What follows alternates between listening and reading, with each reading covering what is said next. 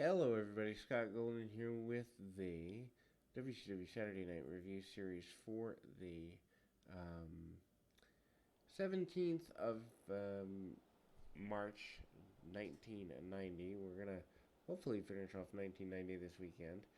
Jim Cornette and Jim Ross on the call there.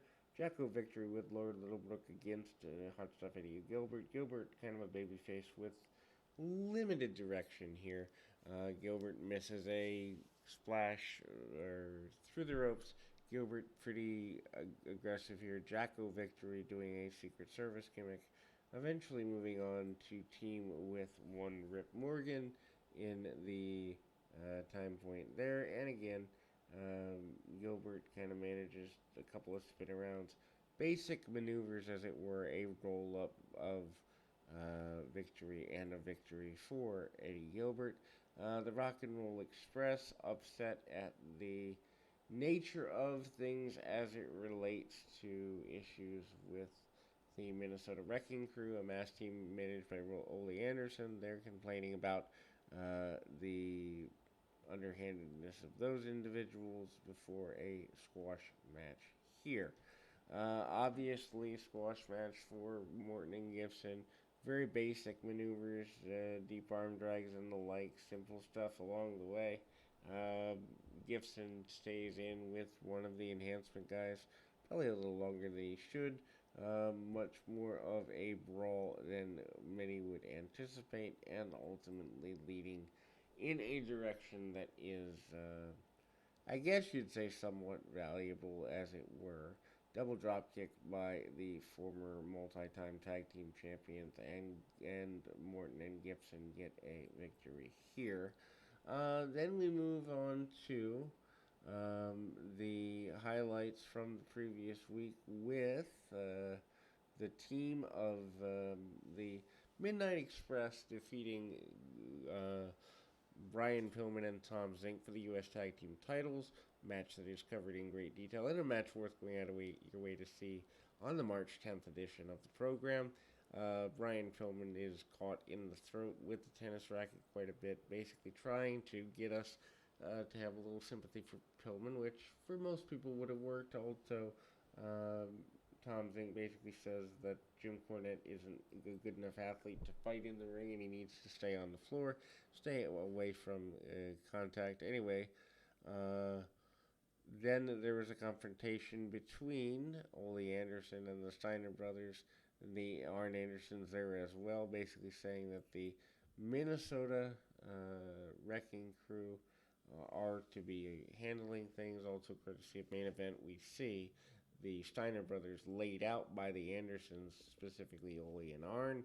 And Ole, kind of post his involvement with the Horsemen, kind of becoming more involved in some tag team work, although he does leave later in 1990. Obviously, confrontation between the Steiners. Steiners are your WCW Tag Team Champions.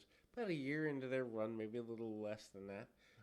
And the Steiners basically say they are going to be in control of things going forward here as it relates to, kind of being there. Anyway, Ron Simmons manages to, they are going to go into a Harlem Street fight, or Hoodlum Street fight. Basically, not exactly, I don't think that would fly today, but anyhow, they send their opponents over the top rope and out to the floor. Reed and Simmons obviously building towards being one of the better tag teams in the area, and basically lots of brawling, body slam on the floor from Ron Simmons. Teddy Long also wearing a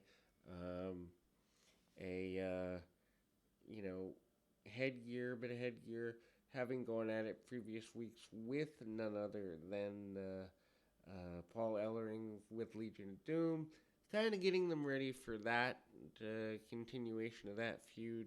Legion of Doom going to be leaving, though, pretty soon here within the next couple of months, having moved on to the WWF by the summer of 90, something like that. So LOD moving away from things, and they're trying to put Doom over as, I guess, the new unstoppable tag team at the time.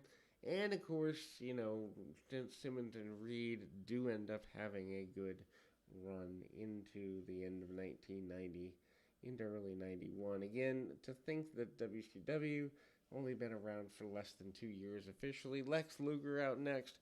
Promos on Ric Flair. Promos on promising to be the world champion. He's also current U.S. champion, so the second guy in the company wants to get at Ric Flair still, promising to vanquish Flair eventually and originally.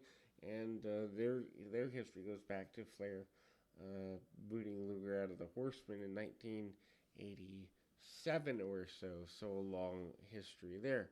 Tommy Rich up next. Tommy Rich coming back to the area, after, I guess you'd say, some time away from the Georgia territory, still trying to treat him like he's a major deal. I don't know that the Tommy Rich 90-91 era run ever gets too far. Enhancement match for Rich, and relatively one-sided. Obviously, Tommy Rich, a guy who, as a former world champion, you'd think has good value, but he's fallen quite a bit. Actually, the enhancement guy is none other than Rip Morgan, who we mentioned. They do the Secret Service gimmick with Jacko Victory upcoming. So certainly Morgan having a little bit of power against Tommy Rich.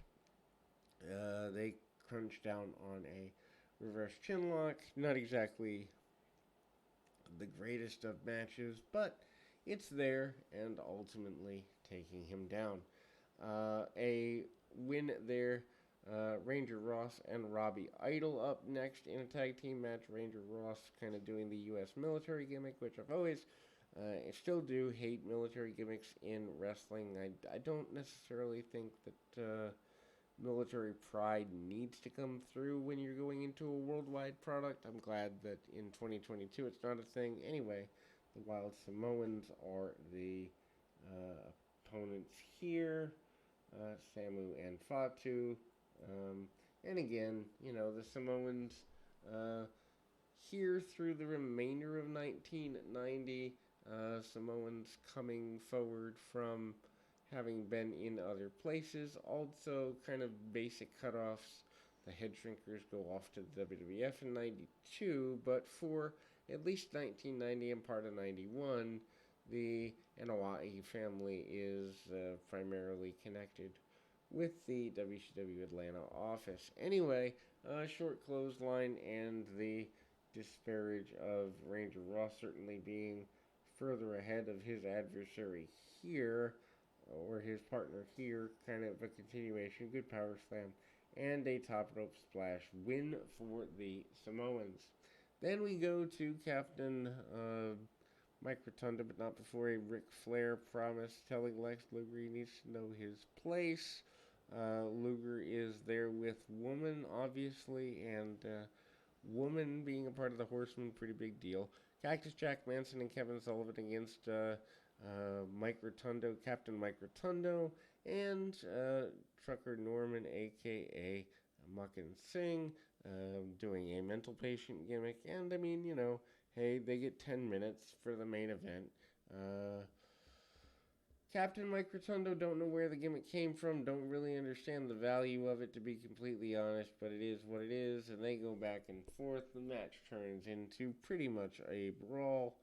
Cactus Jack at the time looking a little bit thinner, cutting Rotunda off, trying to do as much as he can in a, pretty basic match, I suppose, but, some back and forth. Rotundo going to work on Cactus Jack. Jack selling probably more than he should for Rotundo, although his placement on the card indicates that getting more out of this match is there. I don't know that the match needs to be 10 minutes.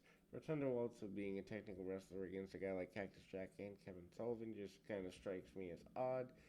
The heels do take over, and the brawl goes forward. Obviously, Sullivan, having been managing Rotundo as a member of the Varsity Club earlier in 1989, is your issue here.